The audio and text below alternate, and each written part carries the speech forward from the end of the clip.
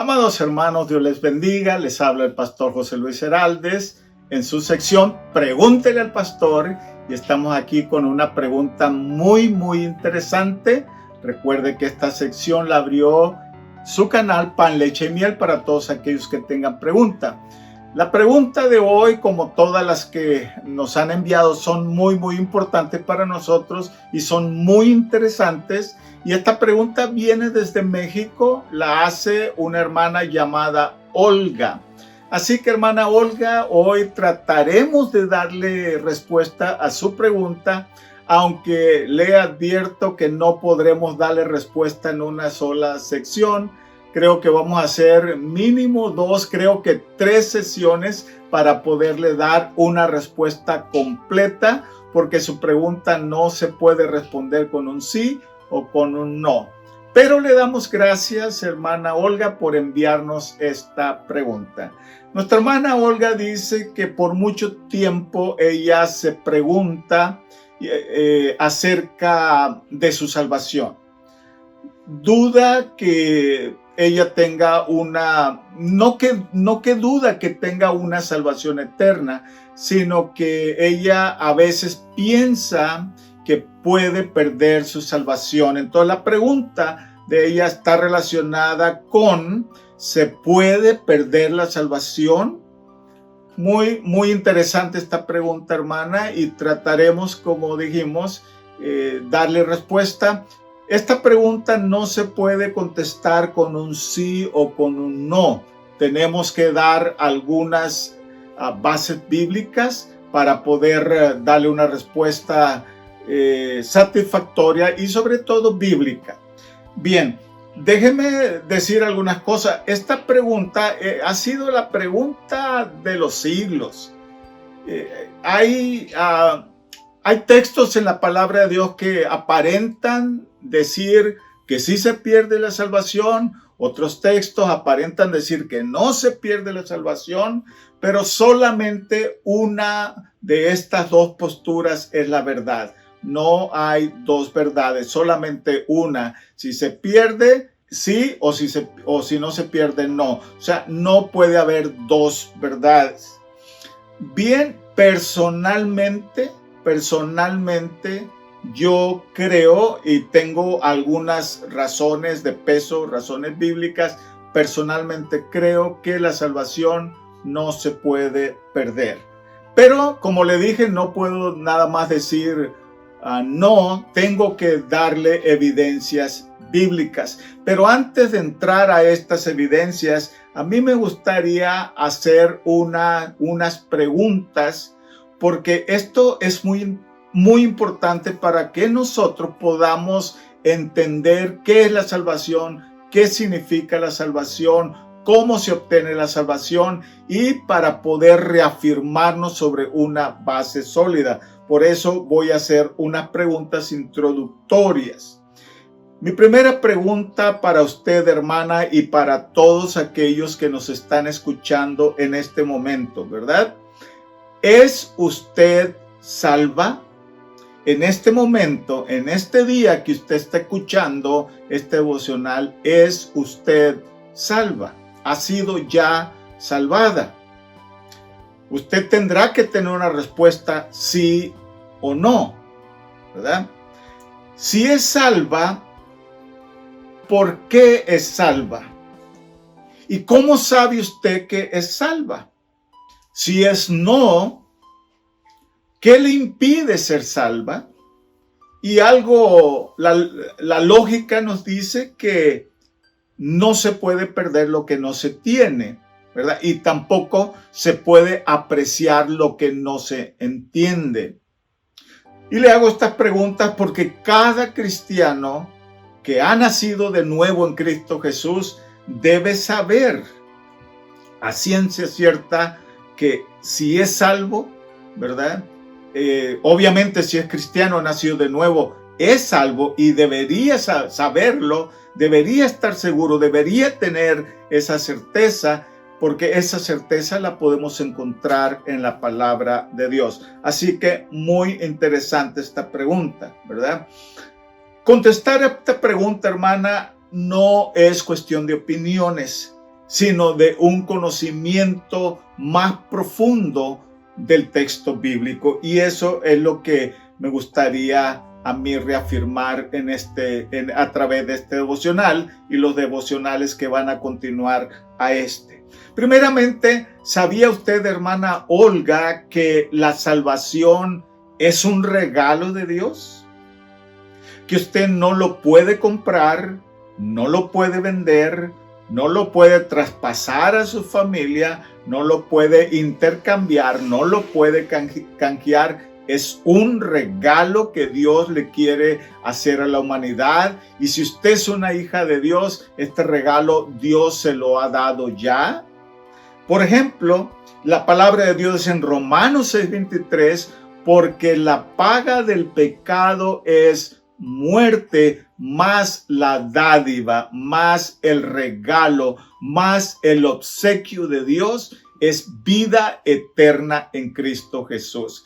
Así que tenemos, mire, un salario que la persona merece por haber laborado, o sea, una paga, una recompensa por haber laborado, por haber trabajado. En cuestión de haber fallado a Dios, de haber pecado, hay una paga y esa paga es la muerte, dice. Sin embargo, dice, no importa lo que el ser humano merece, Dios desea darle un regalo. Por eso dice, la vida eterna es un regalo de Dios y ese regalo está en el mismo Señor Jesucristo, ¿verdad? Con esto podemos entender, hermana, que nuestras acciones no pueden comprar la salvación. ¿Escuchó bien? Lo que usted haga, lo que yo haga, lo que nosotros hagamos, no pueden comprar la salvación, porque la salvación no es por obras. Si la salvación fuera por obras, tuviera que haber un número exacto que toda persona tuviera que acumular a través de su vida para poder ganar la salvación.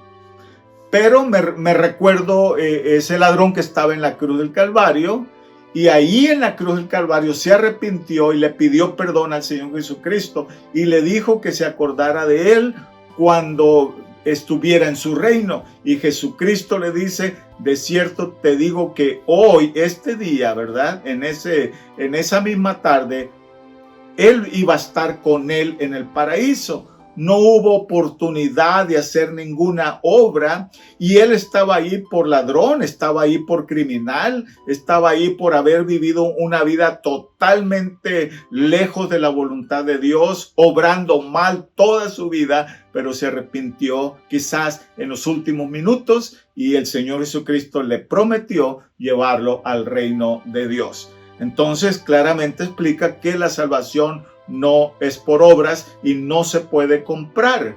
Tito capítulo 3 y verso 5 reafirma estas cosas y dice, nos salvó no por obras de justicia que nosotros hubiéramos hecho, sino por su misericordia. Y aquí es donde entra en juego estas palabras, por el lavamiento de la regeneración y por la renovación en el Espíritu Santo. Así que dice, me salvó, pero no por obras de justicia que yo hubiera hecho, sino por su misericordia, sino por su gracia, por su amor, es que Él me salvó.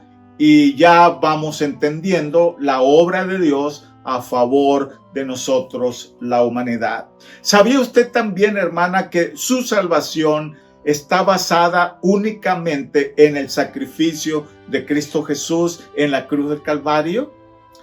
Efesios 5:2 dice que Jesucristo se entregó por nosotros como ofrenda y sacrificio fragante para Dios. Él es la propiciación por nuestros pecados. Romanos 5:8 dice, mas Dios muestra su amor para con nosotros en que siendo aún pecadores, Cristo murió por nosotros. No esperó el Señor Jesús a que nosotros cambiáramos de actitud, a que nos santificáramos, a que empezáramos a hacer las buenas obras, a que cambiara nuestra manera de ser, nuestra manera de pensar. No, aunque siendo aún pecadores, Cristo de todas maneras fue a la cruz del Calvario para morir por toda la humanidad y así pagar el precio de pecado por toda la humanidad.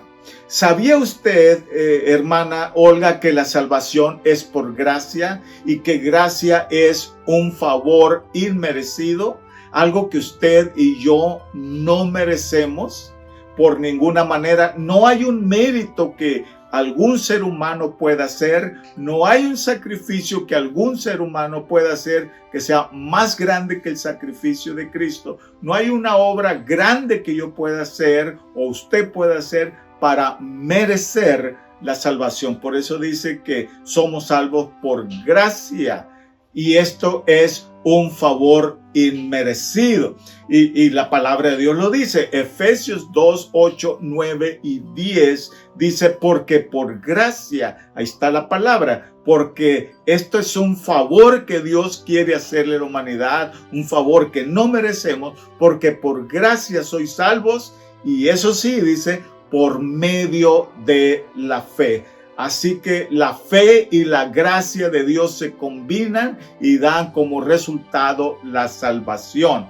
Verso 9 dice, no por obras para que nadie se gloríe, para que nadie tome gloria, para que nadie tome eso como que yo lo hice, yo lo gané, yo me esforcé y empiece a alabarse a sí mismo, empiece a honrarse a sí mismo, empiece a glorificarse a sí mismo. No, dice que toda la honra, toda la gloria, toda la alabanza tiene que ser para aquel que murió en la cruz del Calvario, y este es el Señor Jesucristo. Ahora, cuando llegamos al verso 10, las cosas cambian y dice, porque somos hechura suya, creados en Cristo Jesús para buenas obras, las cuales Dios preparó de antemano para que nosotros solamente anduviéramos en ellas, o sea, las practiquemos. Pero ahí es donde viene el cambio. Dice, cuando usted le dio su vida al Señor Jesucristo, cuando usted le recibió como Señor y Salvador de su vida, en ese momento usted llegó a ser una hija de Dios. De ese momento en adelante hay algo que Dios preparó para usted y esto se llaman buenas obras. Pero aquí las buenas obras no son para que usted sea salva, sino porque ya es salva. En otras palabras, las buenas obras que la Biblia habla son el resultado de su salvación. Y ese es el comprobante. El comprobante de que somos hijos de Dios es que pensamos diferente ahora. Vivimos diferente, actuamos diferente, nos comportamos diferente. Las cosas que hacíamos antes las hemos dejado atrás. Las prácticas que hacíamos antes las hemos abandonado, las hemos dejado atrás. La idolatría en la cual vivimos la hicimos a un lado y nos reenfocamos únicamente en el Señor Jesucristo. Nada más. ¿Sabía usted, hermana, que por la fe en Cristo Jesús usted tiene paz con Dios? ¿Sabía usted que por la fe en Cristo Jesús recibimos la gracia y la paz con Dios? Bueno, Romanos capítulo 5 versos 1 y 2 dice, justificados pues por la fe tenemos paz para con Dios, por medio de nuestro Señor Jesucristo, y por lo cual también tenemos entrada por la fe a esta gracia en la cual estamos firmes y nos gloriamos en la esperanza de la gloria de Dios. La fe y la gracia se combinan y dan como resultado salvación. Por fe en Jesucristo, por fe en la obra que Él hizo, alcanzamos la gracia. Es como una puerta por donde entramos para alcanzar misericordia, para alcanzar la gracia de Dios. Pero me gustaría enfatizar esta palabra. Dice, la fe, entramos a esta gracia por la fe en la cual estamos firmes. Estamos firmes. Y aquí ya estamos empezando a mirar que ser salvo es una firmeza. Estamos empezando a reafirmar no solamente la certeza de que somos salvos, sino la seguridad de poder mantener la salvación una vez dada, porque aquí habla de la palabra firme. Estamos firmes creyendo en Cristo, estamos firmes por esa fe, y por esa gracia, dice, es que nosotros fuimos perdonados y nos gloriamos en la esperanza de la gloria de Dios. Muy bien, aquí reafirmamos la certeza de la salvación, que era nuestro punto de partida. Yo deseo que usted, hermana Gloria, tenga la certeza de que usted le dio su vida al Señor Jesucristo, que usted tenga la certeza que usted le pidió perdón al Señor Jesucristo, que usted tenga la certeza de que el Señor Jesucristo le hizo renacer a través del agua y del Espíritu, y que selló su vida para vida eterna. Yo deseo que usted tenga esa certeza, y en los siguientes devocionales ya miraremos si podemos perder esa salvación que ya tenemos, pero en este momento lo más importante es que usted esté segura que ya es una hija de Dios, que ya su nombre está escrito en el libro de la vida, porque eso va a marcar una gran diferencia. Usted se va a empezar a reafirmar en la fe, así como lo leímos ahorita en Romanos capítulo 5. Muy bien, así que la quiero dejar con unas preguntas, y estas preguntas son para todos aquellos que nos están escuchando, unas preguntas para meditar, unas preguntas para tratar de darle una respuesta. Y mi primera pregunta es: ¿fue perfecto el sacrificio de Cristo? O sea, ¿está completo el sacrificio de Cristo en la cruz del Calvario o le faltó algo? Contéstela a usted, no le voy a contestar esta pregunta, la voy a contestar en los siguientes devocionales. Mi segunda pregunta es: ¿revierte Dios la gracia? O sea, ¿te da la vida eterna y luego te la quita? ¿Te perdona y luego cuando te portas mal te condena? ¿Escribe tu nombre en el libro de la vida y cuando nos portamos mal lo borra?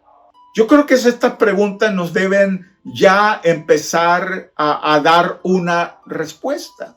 Yo creo que ya empezamos a reafirmar no solamente la certeza de la salvación, pero la salvación en el sentido de no perderla, sino que se conserva por toda la eternidad.